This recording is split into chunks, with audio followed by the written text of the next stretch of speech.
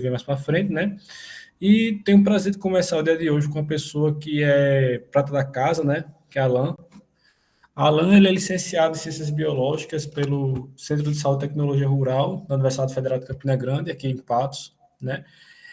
É pesquisador do Laboratório de Pesquisa, Ensino, Zoologia e Conservação LAPESC, né, que da UFCG, e é aluno do mestrado, é mestrando atualmente do Programa de Pós-Graduação em Biodiversidade da UFPB Campus Areia, né, Alan? Nela? Alan? Exatamente. Isso.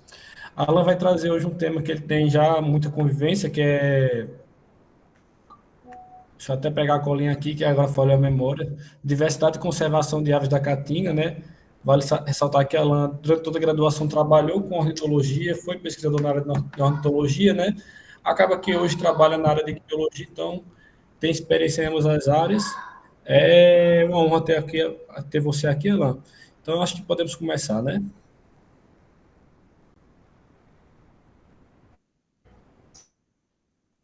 Apresentação com vocês.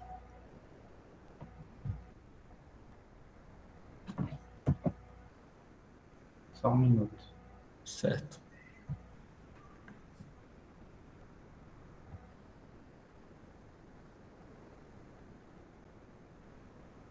Consegue ver a apresentação? Tudo certo. Pronto. Então, boa noite a todos. Como o Moacir já me apresentou, meu nome é José Alan, sou graduado em Ciências Biológicas e atualmente sou mestrando em Biodiversidade pela UFPB. Hoje a gente vai conversar um pouco sobre a diversidade e a conservação das aves da Caatinga. Por ser um tema bastante extenso, eu quis trazer de uma forma mais geral para a gente ter uma introdução, certo? Primeiramente, vamos nos situar no globo. A Caatinga, ela está localizada na região neotropical, que inclui a América Central e do Sul. E vocês podem ver no mapa, tá na cor verde.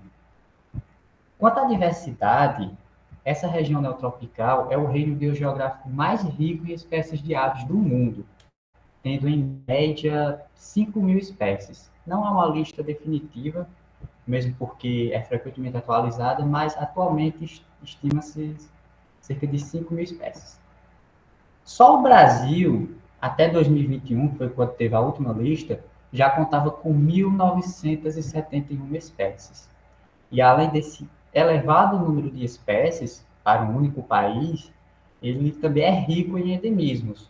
Eu creio que a maioria de vocês já sejam familiarizados com esse termo, mas endemismo é quando uma espécie é exclusiva de um determinado local. Pode ser endêmica de uma área política, endêmica da Paraíba, endêmica da Caatinga, ou de um tipo de vegetação. E o Brasil é o terceiro país com maior número de endemismos de aves, perdendo apenas para a Indonésia e a Austrália, que são zonas insulares. Quanto à Caatinga, nós temos cerca de 548 espécies catalogadas até 2017, que foi quando teve a última lista de espécies para o bioma. Aqui, observe, nesse mapa, nessa cor bege, temos a Caatinga. A Caatinga é um domínio geográfico que ocupa 862.818 quilômetros quadrados do território nacional, cerca de 10,1%. Então, ocupa uma área considerável. Quanto à vegetação da Caatinga, ela é bastante diversa. Antigamente, tinha-se a ideia de que a Caatinga era um bioma homogêneo, um bioma que não tinha diversidade, nem de vegetação, nem de fauna, nem de flora. Contudo, a vegetação da Caatinga, apesar de que predominantemente na época seca é composta de uma vegetação mais esbranquiçada, por isso o nome do bioma, né, que é mata branca, o termo Caatinga quer dizer isto, ela possui diversas outras fisionomias. Na Caatinga a gente consegue encontrar áreas florestais com árvores enormes, áreas de campo aberto, campos campestres, muitos corpos d'água.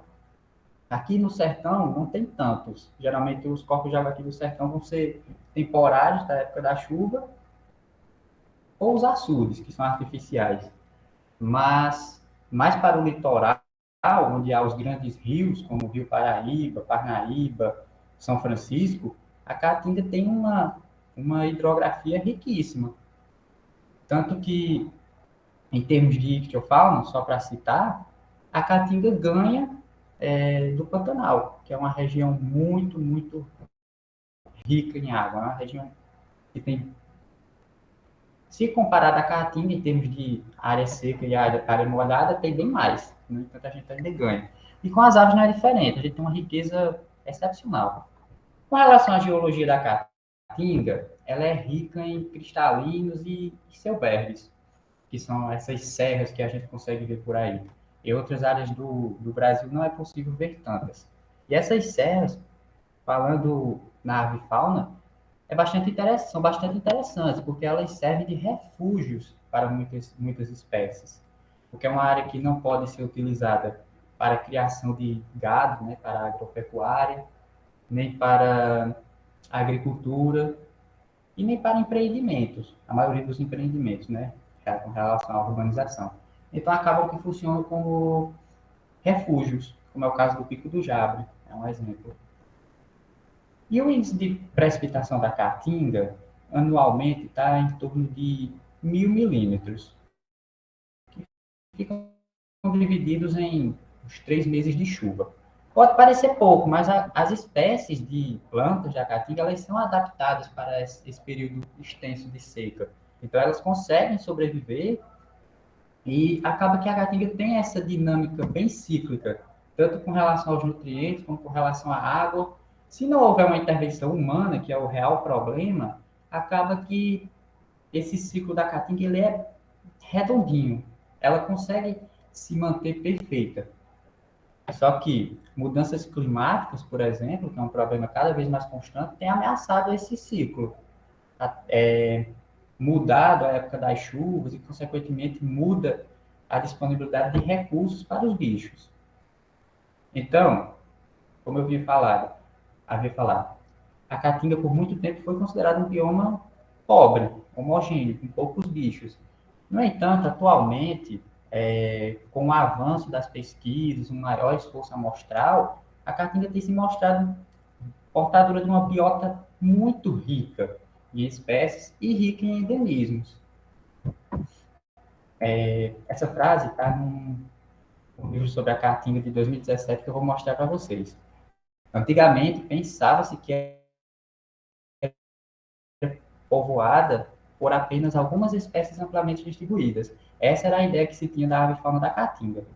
Aqui, vocês podem ver uma fisionomia clássica da Caatinga, que é a cara, digamos assim, da Caatinga, que é mostrada tanto na mídia quanto nos livros didáticos, em que a Caatinga é só uma área deserta com cactáceas. E não é. Na figura ao lado vocês podem ver. No mesmo local, tanto na época seca como na época chuvosa, a diferença. Então, isso é algo que necessita de uma educação ambiental, necessita de uma divulgação científica, para quebrar essa ideia de que a Caatinga é uma área deserta, pobre, que até hoje perdura. Tanto que a Caatinga, nos dias de hoje, apesar de saber de sua riqueza, de seus endemismos, ainda é o bioma menos estudado e com menos investimento. Tanto investimento financeiro para pesquisa, como investimento na criação de novas áreas de conservação.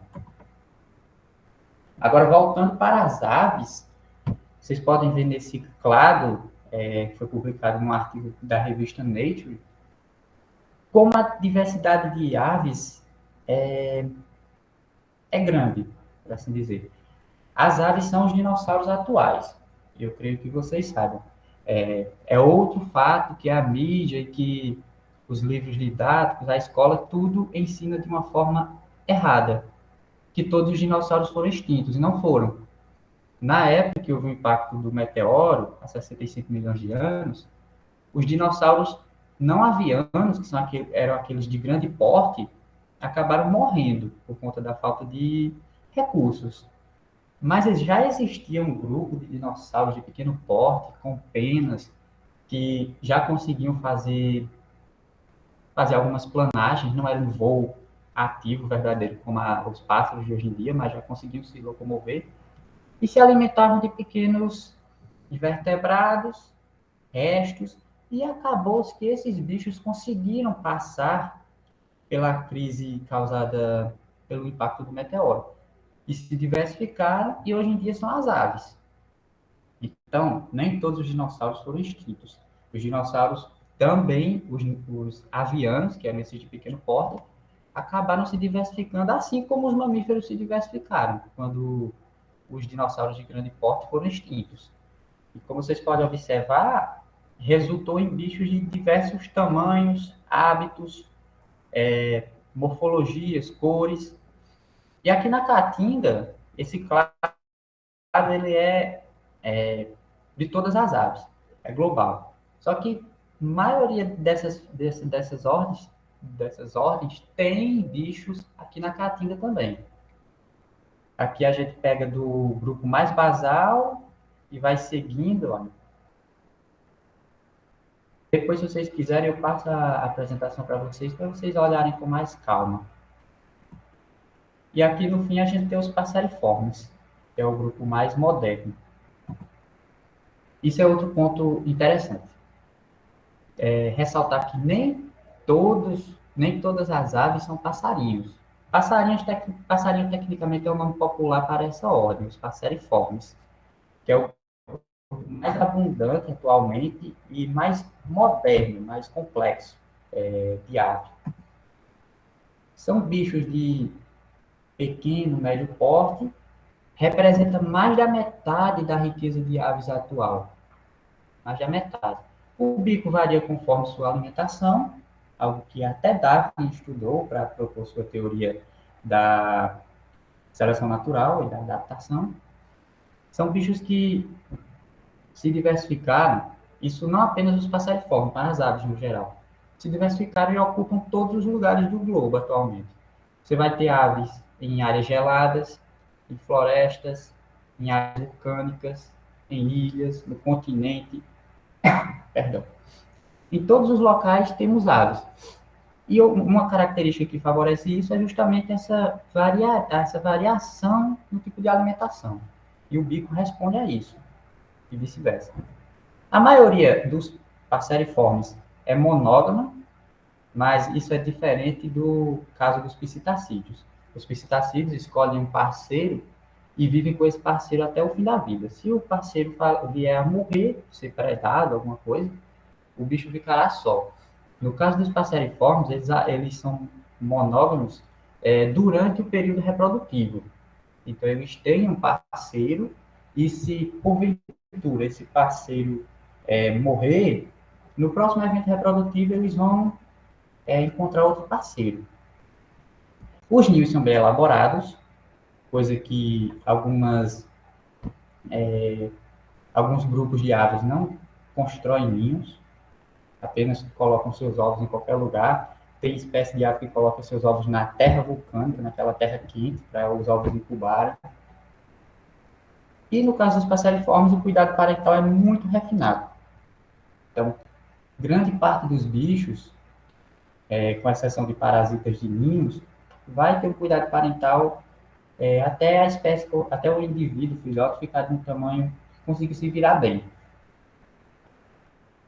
Então é isso. Todos os passarinhos são aves, mas nem todas as aves são passarinhos. Apenas nessa imagem nós temos os passeriformes. O resto não pode ser considerado passarinhos, por mais que pareça, que é o caso de um beija-flor, por exemplo. Parece muito, mas não é. Os passeriformes eles se dividem em dois grupos, que são subordens. Pirani, que são os subóssenes, e Passeri, que são os óssenes. Basicamente, são as aves que aprendem a vocalizar e as que têm um canto inato. São os pássaros canoros. Creio que vocês já ouviram esse termo. Os subóssenes são os bichos que possuem um canto inato. Ou seja, o canto dele é genético. Independente de onde o bicho estiver, ele vai vocalizar da mesma forma. Se você pegar os ovos, pegar o filhote de um bicho, um subósseo aqui do Brasil e levar para outro continente, sem que ele tenha contato com os adultos, ainda assim ele vai vocalizar da mesma forma. É uma característica inata, genética dele. Esses bichos, os subósseos, eles estão mais presentes no Novo Mundo. Só que se atente que não é uma regra. Não é que no Novo Mundo tem apenas subósseo e no Velho Mundo tem apenas ósseo. Mas a grande maioria deles está separada dessa forma. Aqui nós temos uma grande maioria de pássaros subósseos, apesar de que também temos ósseos e eu vou mostrar para vocês mais à frente. São espécies que com certeza vocês conhecem. E agora eu vou falar umas características mais gerais. Só que, claro, tem exceções. Mas no caso dos subósseos, ambos os sexos cantam, tanto macho como fêmea. Que é o caso desses bichos que vocês podem ver, são bichos comuns. E vocês veem em qualquer sítio, às vezes até na cidade. Até no próprio campus aqui da universidade é possível avistar. Como é o caso da casaca de couro, que canta em duetos, é o macho e fêmea que cantam. A choca-barrada e o bem-te-vi também. São bichos que tanto macho quanto fêmea cantam, só que é um canto mais simples. E tem outras espécies com um canto mais simples ainda, que é uma coisa quase que monossilábica, certo? São bichos que ocorrem abaixo do dossel das florestas e em áreas abertas. Então, são bichos muito característicos aqui da Caatinga, porque a vegetação da Caatinga, em grande parte, é perfeita para esses bichos, porque são vegetações de subbosque. A maioria deles são insetívoros e a família com maior riqueza aqui na Caatinga é a Tiranide, que é a família que inclui o bem-te-vi, o nei-nei, o suiriri. Já quanto aos ósseos, eles representam mais ou menos 35% dos passarinhos do Brasil. Para vocês terem ideia, que aquela divisão não é uma coisa cravada, ela só evidencia questões evolutivas. É o grupo mais recente da classe Aves, então eles são mais complexos, mais modernos, por assim dizer, do que os subósseos. E aqui eles têm um canto aprendido. Eles conseguem aprender cantos diferentes e eles têm uma ciringe, por eles terem uma ciringe complexa, com cerca de 7 a 9 músculos, eles conseguem aprender. Então, é um bicho que, no caso dos criadores, geralmente ilegais, eles costumam, não é comum eles pegarem um golinho, como esse bicho da primeira foto, e colocarem numa gaiola para ele aprender a vocalizar o canto de outra espécie, porque ele é um bicho que aprende a vocalizar. Por ele ter essa ciringe complexa, ele consegue diferenciar mais as notas, modular, ondular mais as notas do que os subósseos, que tem aquele canto mais monossilábico. Aqui vocês podem ver, são bichos que cantam bastante na nossa região, como o golinho, o galo de Campina e aqui o cancão.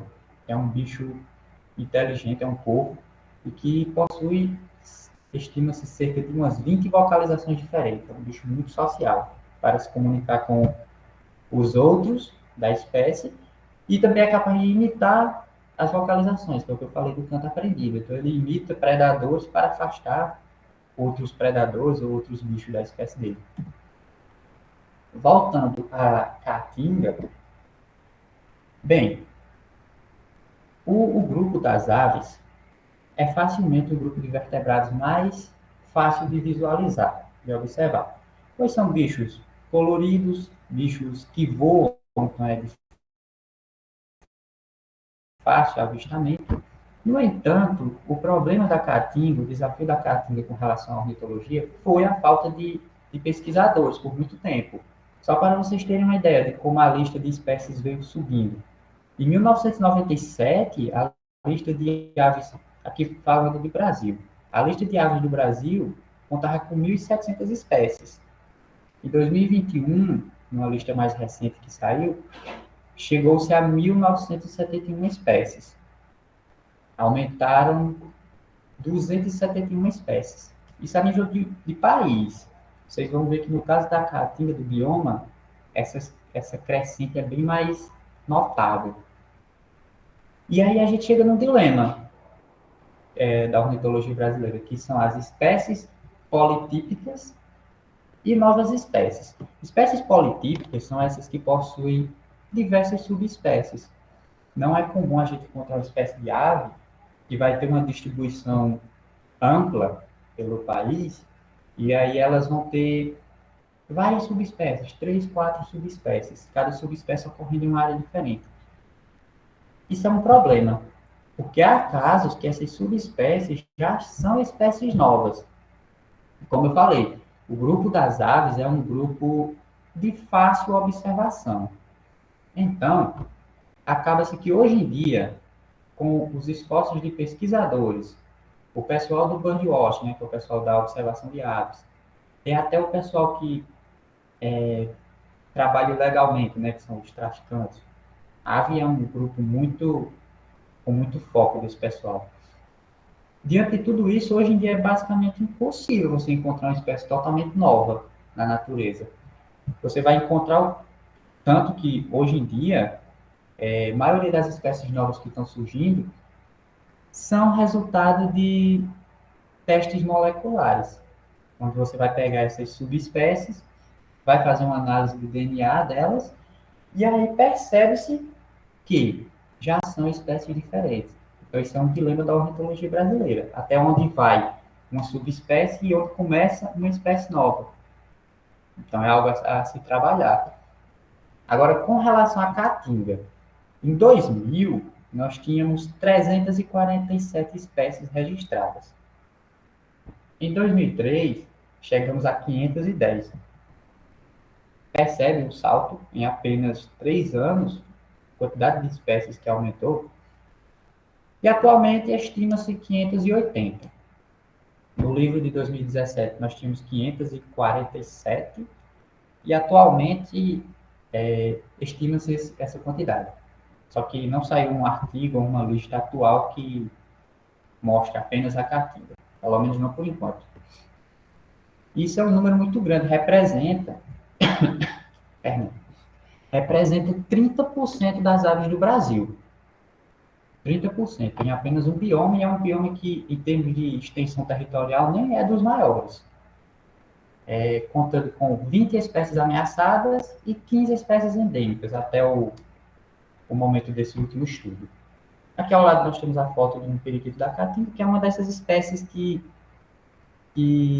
tem sofrido com o caso dos caçadores, do tráfico ilegal. Então, quem quiser se aprofundar mais, o trabalho mais recente focado na caatinga é esse livro, de 2017. Esse livro contém artigos tanto da avifauna quanto de outros grupos, mastofauna, herpetofauna, ictiofauna, tem da botânica também, e nele foi compilado diversos trabalhos que visavam descrever a riqueza da caatinga. Então, com relação à avifauna, nesse livro nós tínhamos 548 espécies, isso até 2017, divididas em 74 famílias, e destas 548 espécies, 509 são espécies residentes, ou seja, são espécies que vivem no bioma durante a vida toda, o ano todo, reproduzem e têm todas as suas questões sociais, interespecíficas no bioma. E nós temos 32 espécies visitantes, que são espécies que fazem alguma migração, vêm para cá para reproduzir, ou só de passagem, mas são incluídas. É uma forte área de endemismo, como eu falei, isso é algo a se ressaltar sempre sobre a caatinga. E um dos fatores que faz essa riqueza tão grande são os ecótonos. A caatinga, ela faz vizinhança, digamos assim, com 2 hotspots de biodiversidade, que é a Mata Atlântica e o Cerrado. Então, acaba que essa proximidade com áreas que já são hotspots globalmente classificadas assim como hotspots, são áreas que necessitam de uma proteção constante, mais acentuada, a caatinga está ali também. Só falta-se estudos para classificá-la como um hotspot também. Aqui são exemplos de aves e a lista das 6 famílias mais ricas em termos de número de espécies aqui da caatinga. Nós temos a família Tiranidae, que inclui o famoso pentivi, o neinei, suiniris, Trochilidae, que é a família que inclui os beija-flores, Accipitridae, que é a família dos gaviões, e nós temos a imagem de uma águia serrana, Traupidae, que é a família dos sanhaços e saíras, Furnaridae, que é a família das casacas de couro e do João de Barro. Inclusive, não há João de Barro aqui na nossa região. Quem constrói aquele ninhozinho de barro é outra espécie, não é o Furnarius rufus, que é o João de Barro, é a Furnarius leucopus, que é a casaca de couro da lama. São bichos que constroem esses ninhos complexos, sejam vários ninhos de gravetos, como é o caso da casaca de couro, que constroem ninhos até para dormida, isso na fase adulta, ou então os ninhos de barro, que é o caso da Furnarius leucopus e do Furnarius rufus, que é o João de Barro. E a família Ptaminophilidae, que inclui as chocas barradas, os chorrodões. Mas por quê? Porque a caatinga tem toda essa riqueza, essa diversidade. Nós temos aves de diferentes guildas tróficas, diferentes tamanhos, cores, morfologias. Por quê? O principal ponto é que a caatinga, apesar de ser reconhecida por essa cara de área deserta, pobre, dessa mata branca, ela não é isso. A caatinga ela é mais diversa em termos de fisionomia do que outros biomas. Tanto que já saíram alguns estudos que lançavam a proposta da caatinga não ser exatamente um bioma, um domínio fitogeográfico que é muito semelhante, mas é um sistema, porque ela tem diferentes, como se fossem diferentes microbiomas, digamos assim. E aqui nós temos alguns exemplos.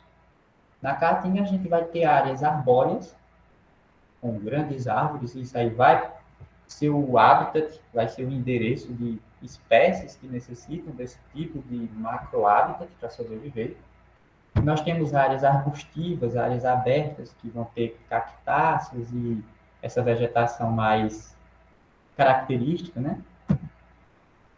Nós temos áreas abertas, áreas de campo, que são muito apreciadas por algumas espécies terrestres.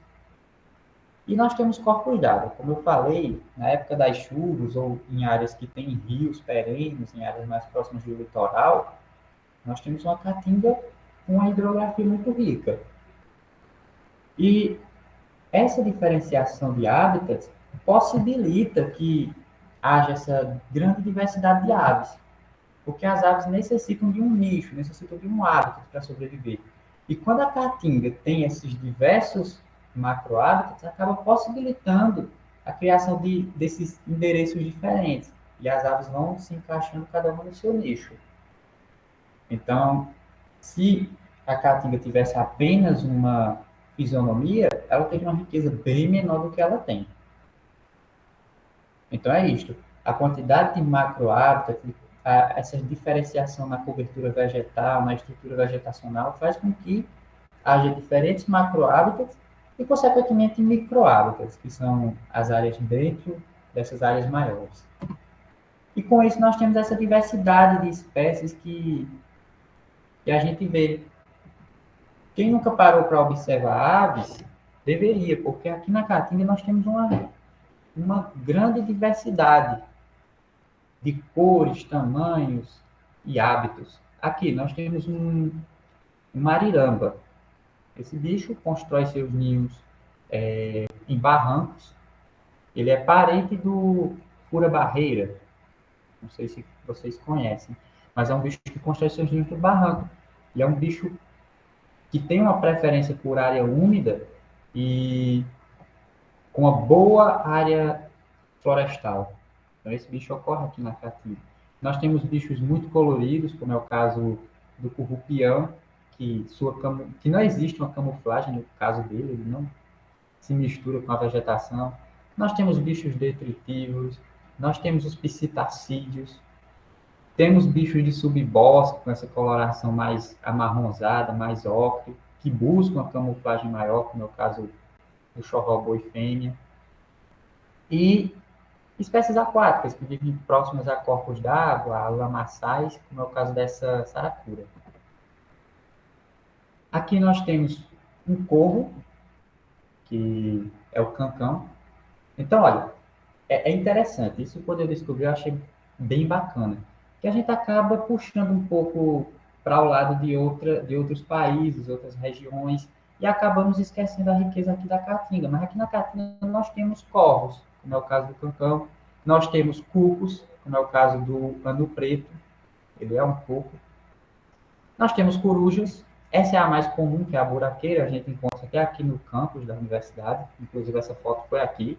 Nós temos outras espécies. Nós temos bichos com camuflagens excepcionais, diferente do currupião, que é o caso do bacurau. Temos pica-paus, temos esse bicho que é o fura-barriga que eu falei, que esse bicho é parente, é da mesma ordem, que é um bicho bem generalista. Então, só com essas 12 espécies você já pode ver a diferença, tanto de cor, de tamanho, de hábito, que a gente tem. Isso é resultado dessa diversidade de ambientes que a Caatinga possibilita. Temos também algumas espécies ameaçadas, como é o caso desse bichinho pequeno, de pequeno porte, a Maria do Nordeste. É um bicho que vive no Ceará e no Pernambuco. É um bicho que precisa de uma área florestal meio úmida, sabe? Algo parecido com o que a gente tem no Pico do Jaba. E esse bicho está em risco de extinção por conta da perda de hábitat, que é um dos principais problemas. Isso causado tanto ativamente pelo ser humano, que mais à frente a gente vai ver, como indiretamente por conta das mudanças climáticas. Aqui ao lado nós temos o jacu, é um bicho de grande porte, tamanho de um frango mais ou menos, e é um bicho frugívoro. Então imagine aí, a gente tem uma ave desse porte que se alimenta apenas de frutas, principalmente de frutas, aqui na Caatinga. Ele necessita de uma área bem conservada, que tenha árvores, que tenha árvores que produzam frutos para suprir as necessidades desse bicho. E é um bicho de grande porte, então ele sofreu muito com a caça. Talvez a principal causa do risco de extinção dele, além da perda de hábitat, hoje em dia eles vivem basicamente em cima de serras, né, que como eu falei são refúgios, foi também a caça excessiva. Temos o periquito de cara suja, é outro bicho que atualmente é o psitacídeo mais ameaçado de extinção do Brasil. É um bicho que chegou quase a ser extinto em natureza, mas atualmente ainda tá um risco muito grande. Mas atualmente está tendo uns esforços, construção de ninhos artificiais, tem o projeto do periquito de cara suja, que está buscando repovoar, aumentar a população desses bichos. Tem conseguido, mas ainda assim é cedo para comemorar. É um bicho que sofreu muito com o tráfico. O grupo dos psitacídeos, no geral, sofre muito com isso. Aqui ao lado nós temos o arapaçu do Nordeste, um bicho também ameaçado, é um bicho que precisa de uma área florestal para viver e está sofrendo com a perda de hábitat. Vamos falar um pouco mais agora sobre essas ameaças. Uma das maiores, atualmente, é justamente as mudanças climáticas. Isso não apenas para as aves, mas para todos os grupos, tanto da fauna quanto da flora. Porque a mudança climática, ela atrapalha totalmente o ciclo que eu falei da caatinga. Você vai ter chuvas que vão ter menos milímetros, vão ser menos intensas do que já são. Você vai ter um período de chuvas começando adiantado ou atrasado, ou sendo mais curto, o que atrapalha a produção de frutos, então os bichos frugívoros vão sofrer com isso, então acaba causando um desequilíbrio todo e resulta em quê? Extinção. E principalmente das aves florestais, migrantes e costeiras, que essas sofrem mais ainda com essas mudanças climáticas. Tudo isso acaba causando a falta de recursos e extinção. Aqui são dados mais gerais, mas observe, as populações elas decaíram 70% desde os anos 70. É uma estimativa muito assustadora, 70%. E a tendência, o clima está cada vez mais, a temperatura anual está subindo cada vez mais. Antes subia cerca de um grau por ano, hoje em dia está subindo mais. Também a sobrepesca, a destruição de hábitat, a poluição, isso tudo agrava a situação. Tanto que estipula-se que 95% das aves marinhas do mundo podem morrer ingerindo plástico até 2050. É um dado alarmante. Claro que é uma suposição, é um modelo futuro, na pior das hipóteses, mas tem se mostrado bastante possível de ocorrer. Bom, a expansão agrícola e industrial é outro ponto que vem impactando não apenas a Caatinga, mas o Brasil todo, que, que causa a destruição de hábitats. E como eu falei, as espécies precisam de seus hábitats diferentes para sobreviver, para se estabelecerem, né? Então, se há essa destruição, muitas espécies vão ficar sem ter esse local para descanso, reprodução, alimentação, e acabam morrendo, se extinguindo localmente. Outro problema é a fragmentação de hábitats, que é você pegar uma área grande e dividi-la. Essa fragmentação é negativa por quê? Porque causa efeito de borda. Você já deve ter percebido que no centro de uma área florestal é mais escuro, tem menos influência do vento, da temperatura, do sol, e há muitas espécies que necessitam desse tipo de ambiente para sobreviver. Então, ao fragmentar o hábitat, é, aumenta o efeito de borda, que é essa parte mais superficial da mata, onde o sol bate mais forte, a temperatura é maior, o vento incide mais. Então, fragmentação de hábitat é outro problema. Isso também, juntamente com a falta de recursos, novamente. A superexploração é outro ponto. No caso da exploração de madeira, vai, vai acabar respingando nesse mesmo problema aqui, que é a destruição de hábitat e a fragmentação de hábitat. Então, os bichos vão perder recursos e vão perder hábitat. A pesca industrial é outro problema. No caso, nós temos aves que se alimentam de peixes, aves piscívoras, então essa perda dos peixes acaba impactando. E a caça e o tráfico. A caça atualmente ainda existe, está bem menor do que há uns anos atrás, mas existe. E bichos grandes como o jacu, e bichos que andam em grupos numerosos, como as ribaçãs, são alvos fáceis para a caça. Não apenas para a alimentação, mas para a venda também. E o tráfico colocou diversas espécies ameaçadas de extinção. O papagaio verdadeiro da foto é um desses bichos.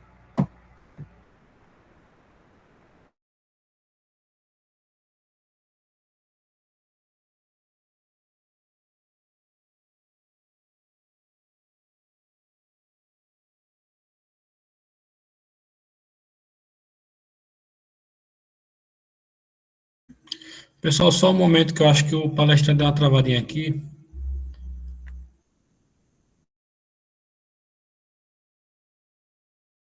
Os parques fotovoltaicos, Alan, eu acho que tu tinha dado uma travada. Se puder voltar um pouquinho. estão me ouvindo? Agora a gente tá conseguindo ouvir. Deixa eu... Pronto. A apresentação parou, não foi? Foi. Certo, deixa eu apresentar de novo. Rapidinho.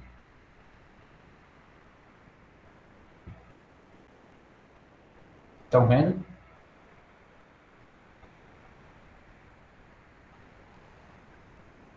Tá passando aqui a apresentação. Pronto.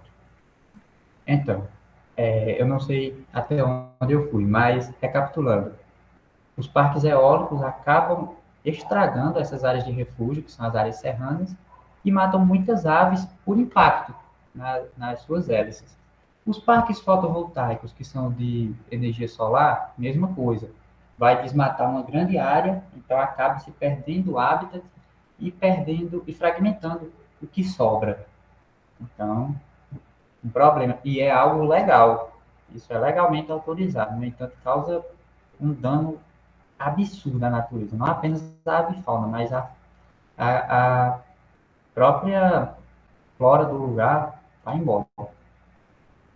E a urbanização, né? Que aí a gente vem com a construção de estradas, a gente vem com a expansão da própria cidade, poluição, que aí a gente vem com a questão tão falada do plástico, que muita ave acaba morrendo engasgada tentando se alimentar com plástico, os agrotóxicos, que tanto contaminam frutos, como acabam escorrendo para corpos de água, e aí, além da avifauna, os outros grupos também vão sofrer. A exposição a metais pesados, isso causado principalmente pelo garimpo ou descarte errado de lixo. E um ponto que é necessário firmar é o problema das espécies exóticas, que nós temos espécies nativas e exóticas. As nativas são as espécies aqui do local. Exóticas são espécies introduzidas. Cães e gatos são um problema gigantesco para a biota local. Um problema gigantesco. Os gatos são caçadores, os gatos se alimentam de répteis, mamíferos e de aves. Então, há casos que esses gatos são soltos e formam grupos ferais e o estrago é muito grande, muito grande. Da mesma forma, os cães. Vocês já ouviram falar no dodô, que é aquela espécie de ave que foi extinta pelo homem, né? Que é algo contado com frequência em filmes, desenhos animados, em todo lugar.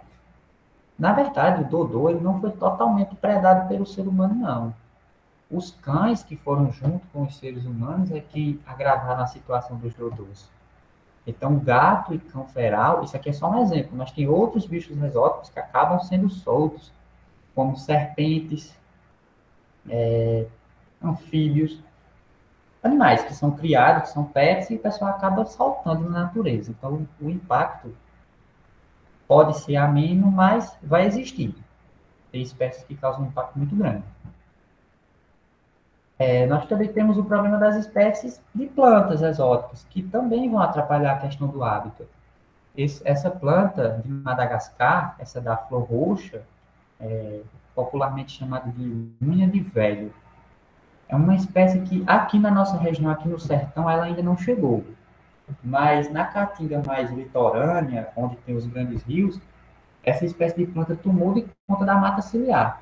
Então, a mata ciliar, que é uma área que tem que ser protegida legalmente, é uma área que oferece um hábitat diferente para as espécies, é uma área florestal, acaba sendo perdida por conta dessa espécie. O ninho é outra praga. O ninho é plantado hoje em dia nas cidades, o pessoal planta buscando sombra, né, já que é uma espécie que cresce rápido. Só que o problema é justamente esse, é uma espécie que cresce rápido e se adaptou muito bem à nossa região. Então o ninho, ele acaba tomando espaço e quando ele chega numa borda de mata, ele adentra a mata. Ele acaba competindo com as espécies nativas e se sobressaindo. Quem é aqui do campus da UFCG, com certeza já viu que a matinha que temos aqui perto do herbário está tomada pelo ninho. E as espécies que são nativas estão perdendo espaço. E é uma espécie que, para as aves, pelo menos, não favorecem nada. Talvez puleiro, e olhe lá, porque a flor e esses frutos são tóxicos. E temos as espécies de aves. Aqui no caso da caatinga, nós não temos, tipo, um grande problema com o pardal. O pardal, esse bicho da primeira foto, é um bicho de Portugal, foi trazido para cá e acabou se estabelecendo nos ambientes de cidade. Então, é um bicho que não competiu tanto com as espécies nativas, visto que não temos tantas espécies nativas assim, perdão, que vivam nas cidades. Então, ele não é uma grande ameaça, porém, na verdade, ele está sofrendo um pouco. Atualmente, eles têm sumido, eles estão desaparecendo das cidades, porque algumas espécies nativas estão adentrando. Aqui ao lado nós temos o bico de lacre, é um bicho africano que foi trazido para cá na época de Dom Pedro, como pet, e foram liberados. E os bichos foram se espalhando, e hoje em dia chegaram aqui no Nordeste. Esse oferece uma ameaça maior, porque ele é um bicho granívoro e ele acaba se alimentando dos grãos que serviriam para as espécies nativas. Eles reproduzem bastante, andam em grupos numerosos, então é uma ameaça.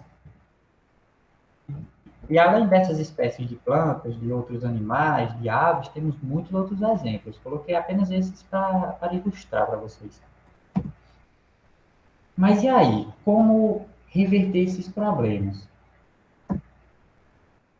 Uma das opções é a criação de novas unidades de conservação. Nessa foto aí, vocês têm a imagem do Parque Nacional da Serra da Capivara, isso no Piauí. Esse parque, ele simplesmente protege essa espécie que é endêmica de lá, essa arara azul. O bicho conseguiu proteção por conta desse parque. Então, uma das estratégias para a criação de parques é essa, é utilizar espécies-chave, que aí vão ser espécies endêmicas, vão ser espécies ameaçadas de extinção, criar uma priorização do local e criar um parque. É uma opção. Recentemente, houve a criação de parques próximos aqui. O Parque Estadual do Pico do Jabre, já é um pouco antigo, mas protege uma área de prédio de altitude, temos espécies diferentes das espécies que ocorrem na base, né? O Parque Nacional da Serra do Teixeira, que foi criado em 2023, também foi uma vitória para a conservação, afinal é uma área de serra bastante extenso, pega a extensão de várias cidades. Porém, ainda assim, a Caatinga tem apenas 0,65% de sua área protegida por unidades de conservação. É menos de 1%, para uma área que está sofrendo muito impacto e tem muita espécie endêmica. Isso é o que? É resquício da ideia de que a Caatinga tinha uma baixa diversidade biológica. Vocês podem ver nessa imagem. Áreas como o Amazonas têm bem mais áreas protegidas do que a Caatinga. Aqui nós temos algumas unidades de conservação da Caatinga, a lista delas. Algumas aqui são conhecidas, como é o caso do Seridó, Serra Negra, Pedra Talhada, Chapada do Araripe, onde tem o sítio de fósseis também, Lagoa de Itaparica, Dunas e Veredas do Baixo e Médio São Francisco. Eu trabalhei na criação do relatório dessas duas APAs e está melhorando. Acaba que quando uma área é conservada, que o intuito da área não é pegar uma área preservada, uma área que está segura e conservar, é conservar uma área que está sofrendo ameaça. Então acaba que ela vai se regenerando. Essas duas APAs aqui, a Lagoa de Itaparica e a Dunas e Veredas do São Francisco, tem melhorado bastante. Também o monitoramento de pesquisa é outra estratégia boa para reverter esses problemas ou tentar pelo menos amenizar. No caso da pesquisa, por parte de instituições, como é o caso das universidades, que antigamente a caatinga era considerada pobre e tinha a lista de espécies tão pequena porque não havia esforço amostral, não havia pesquisador. Então, investir nas pesquisas, nos projetos, financiamentos, é um ponto interessante, porque a gente só conhece o que a gente só preserva o que a gente conhece. Essa imagem ilustra o birdwatching. O birdwatching é uma atividade que vem ganhando bastante espaço. Tem turista que vem de fora do país e paga os guias aqui para procurar espécies de aves endêmicas para fotografar. Então, acaba que é um trabalho de ciência cidadã que só favorece as aves, só ajuda. Inclusive, ajudou a encontrar espécies que estavam ameaçadas, estavam sumidas. Então, essa junção de pessoas com esse hobby e os pesquisadores é, ajuda bastante a dar esse gás nas pesquisas. E aqui abaixo nós temos exemplos de plataformas online também que qualquer pessoa pode acessar e alimentar os dados. É o caso do Wikiaves, onde você pode postar fotos, gravações de cantos, e isso gera um banco de dados enorme. Inclusive, hoje em dia, é possível você fazer um trabalho, um artigo científico, sem precisar ir no campo, porque tem muito dado registrado. O Xenocanto é outro exemplo, onde a gente estoca localizações. O iNaturalist, que é mais geral, não é apenas para aves, mas para todos os grupos. Então, são ferramentas de ciência cidadã bastante úteis para amenizar os problemas. E, por fim, educação ambiental. É tentar pegar desde cedo, pegar desde as escolas ou os primeiros períodos da graduação e tentar sensibilizar esses alunos sobre a importância de se conservar as aves. Daí, mostrar essa riqueza, que é desconhecida para a maioria das pessoas, e incentivar a proteção da mesma. Aqui nós temos fotos de um evento que foi feito, organizado pelo professor Eric, que visava isso, falar sobre aves para a escola, para o pessoal da escola. Então, a educação ambiental é um ponto a se firmar. É isto, muito obrigado e qualquer dúvida, estou à disposição.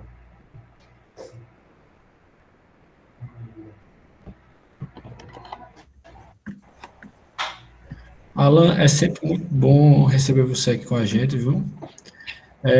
Pessoal, quem tiver dúvida, pode ir colocando no chat ou levantando a mão também, fique à vontade. Alguém quer falar, ter alguma dúvida? Pode ficar à vontade. Um de cada vez. Vou logo adiantar uma minha, né? Mais uma indagação. Se, na sua opinião, a gente vê muito essa questão do problema da fauna exótica, né? As espécies invasoras, né? Eu digo isso porque o pessoal hoje em dia está achando até agaporni, periquito australiano, peixe beta no meio da mata, né? A gente sabe que está uma situação agora uma coisa alarmante, né? A gente sabe que o maior problema são os animais ferais, cães e gatos que vão consumir, né? Mas a questão das outras espécies de pássaros também, né? E pets exóticos que o pessoal acaba soltando. Existe uma forma de se fazer um controle efetivo, né? Eu não digo casos esporádicos, né? Como esses que eu falei, mas como a questão dos próprios pardais também, né? Que é uma coisa bem difusa.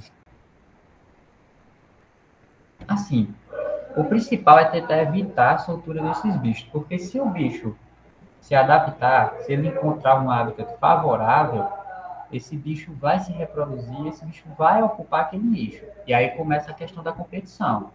Então, o mais eficaz realmente é a prevenção. Porque depois que o bicho está na natureza,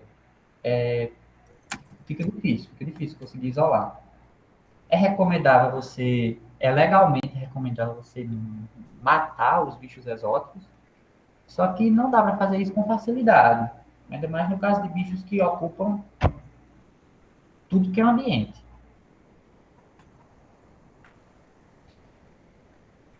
Pois é. Mais alguma dúvida, pessoal?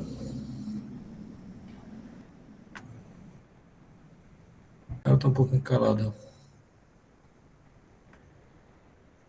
Acho que por enquanto ninguém vai querer falar nada. Ainda pode prosseguir. E é isso, pessoal. Alan, muito obrigado pela sua participação. É sempre bom ter você aqui com a gente, viu? E Por foi nada. ótimo. E vale citar que o pessoal às vezes fica meio. Ah, taxonomia, questão de diversidade. A gente não consegue conservar nada que a gente não conhece. Se a gente quer trabalhar na Caatinga, quer trabalhar. Eu sou de Mata Atlântica, mas minha vida hoje em dia está sendo na Caatinga, minha paixão é a Caatinga. se a gente não conhece até as formações geológicas do local, isso vale para veterinário, biólogo, zootecnista, qualquer um. Se a gente não conhecer as espécies, né? Não tem o que a gente fazer. Não tem como conservar o que você não conhece. E Só se você tenta consegue, conservar o que não conhece, faz besteira. atrapalha mais do que ajuda. Exatamente.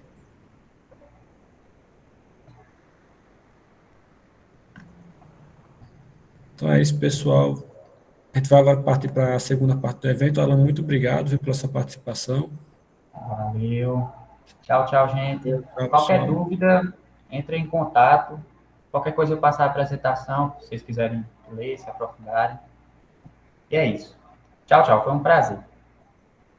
Tchau. Pessoal, a gente vai só passar agora a frequência.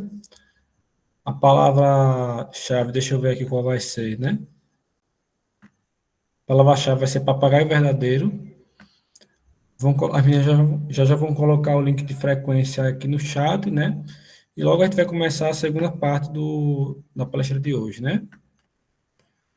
Deixa eu só. Pronto.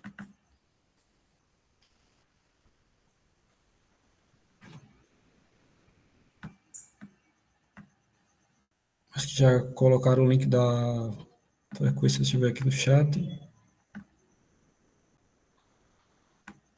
Logo vão colocar.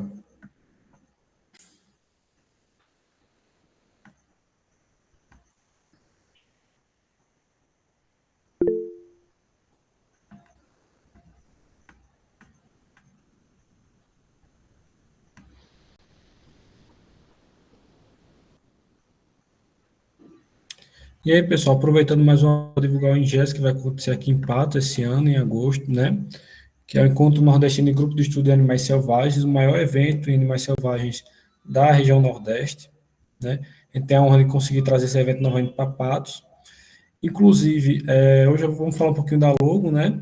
Essa logo ela foi inspirada totalmente em elementos locais nossos, né? Patos, para quem não conhece, é uma cidade que se encontra no interior do sertão da Paraíba, né? É considerada a morada do sol, a capital do sertão, por isso a gente colocou o sol com destaque, né? As águas que a gente coloca embaixo são do açude de Jatobá, e a formação rochosa ali atrás é o Serrote Espinho Branco, local que inclusive está na logo do nosso próprio GES e já foram vistas diversas espécies lá, né?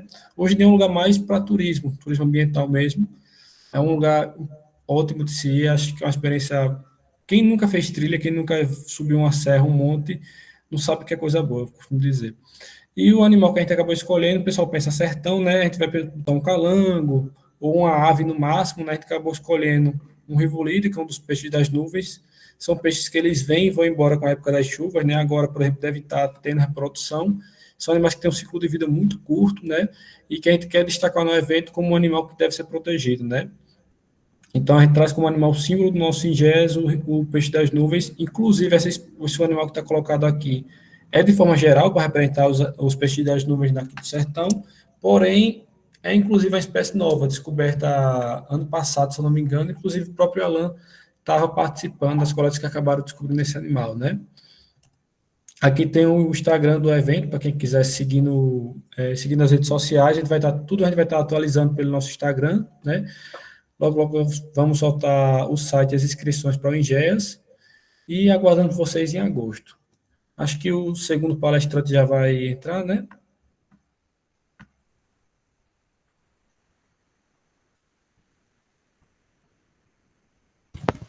Disse para esperar uns 5 minutos, mas já já ele entra. Certo. Teve um probleminha no formulário, conseguiram resolver? Já resolvi, eu acho. Ótimo.